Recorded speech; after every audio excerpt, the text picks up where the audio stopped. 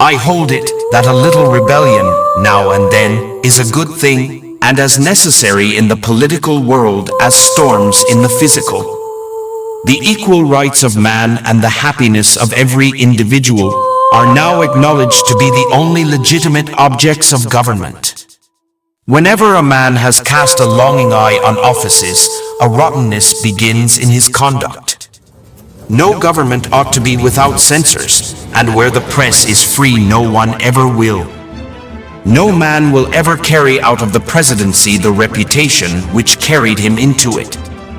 All, too, will bear in mind this sacred principle, that though the will of the majority is in all cases to prevail, that will to be rightful must be reasonable, that the minority possess their equal rights, which equal law must protect, and to violate would be oppression. Power is not alluring to pure minds. It is error alone which needs the support of government. Truth can stand by itself.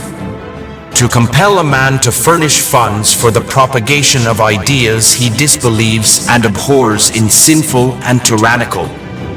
I hope our wisdom will grow without power and teach us that the less we use our power, the greater it will be.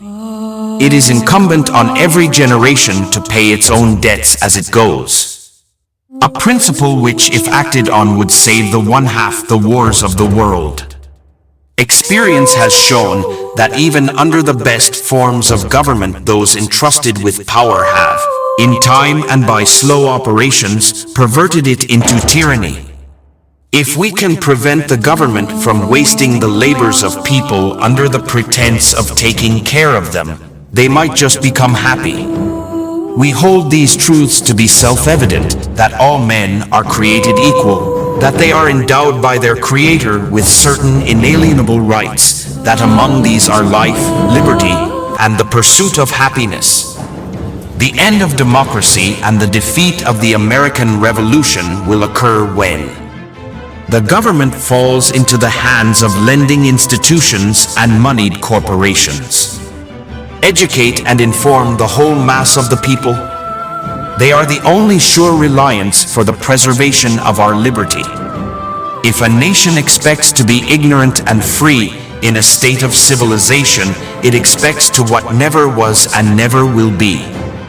I was bold in the pursuit of knowledge, never fearing to follow truth and reason whatever results they led, and bearding every authority which stood in their way.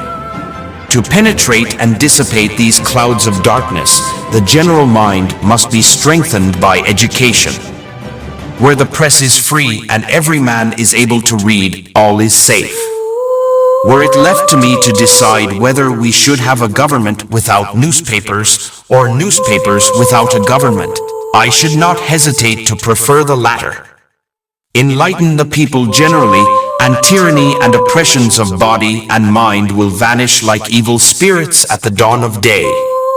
Question with boldness even the existence of a God, because if there be one, he must more approve of the homage of reason than that of blindfolded fear.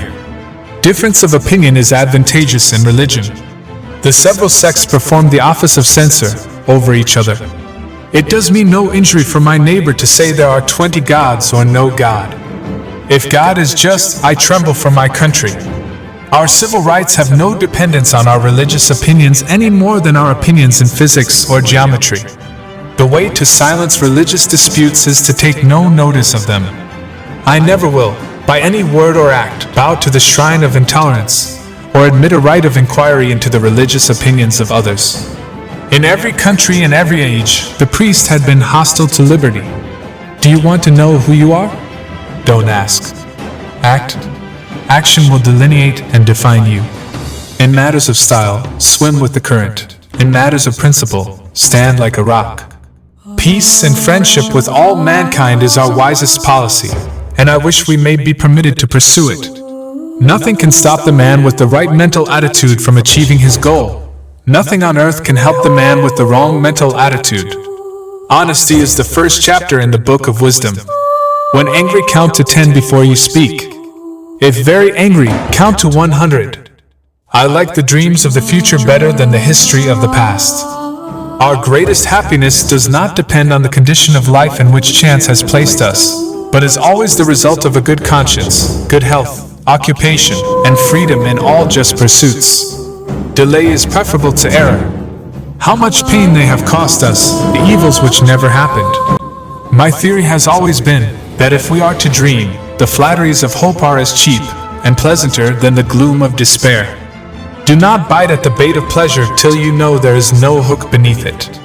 I'm a great believer in luck, and I find the harder I work the I have of it. Nothing gives one person so much advantage over another as to remain always cool and unruffled under all circumstances. Think as you please, and so let others, and you will have no disputes.